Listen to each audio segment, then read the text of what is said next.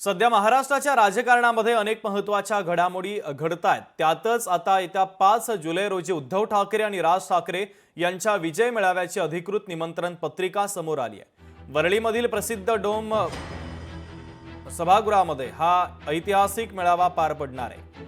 त्याच्या निमंत्रण पत्रिकेमध्ये राज ठाकरे उद्धव ठाकरे असे नमूद करण्यात आले, ज्यामुळे दोन्ही बंधूंच्या एकत्र येण्यावर आता शिक्कामोर्तब झालेला आहे। आवाज मराठीचा या मथळ्याखाली ही निमंत्रण पत्रिका आता प्रसिद्ध करण्यात आलेली आहे।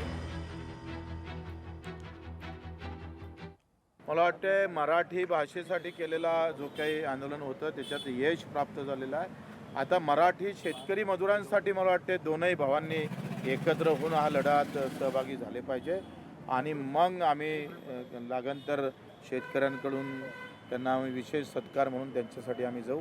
आता सध्या आमचं जाणं शक्य नाही, परंतु आता मराठी शेतकऱ्याचं काय, मराठी मजुरांचं काय, अपंग दिव्यांगाचं काय, त्यासाठी समोर येणं गरजेचं आहे।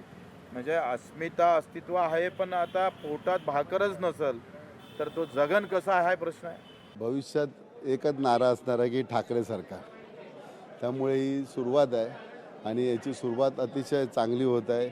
मराठीच्या मुद्द्यावरती का होईना, परंतु जी काही महाराष्ट्राची एक मागणी होती की मराठी माणसं एकटवले पाहिजे आणि त्या धर्तीवरती आज दोन आमचे उद्धवसाहेब आणि राजसाहेब एकत्र एका व्यासपीठावर येणार आहे। रेल्वेमध्ये सुद्धा मराठ्यांची गळचेपी होत होती, सगळी ठिकाणी गळचेपी होत होती। आज तुम्हाला माहिती आहे मुलुंडसारख्या ठिकाणी मराठ्यांना विकत घ्यायला देत नव्हतं। मध्ये डोंबिवली अंबरनाथला एखादा मराठी भाषिकवरती अन्याय होता, तो अन्याय आता मराठी भाषेवाल्यांचा दूर होणार आहे, कारण मराठींचे 2 वाघ एका मैदानात उतरणार आहेत। मग हा महानगरपालिका छोटी आहे, मग हा महाराष्ट्राचा आहे आणि महाराष्ट्रामध्ये मराठ्यांची सत्ता आली पाहिजे। लोकशाही मराठी ऐका, पहा, जागरूक रहा।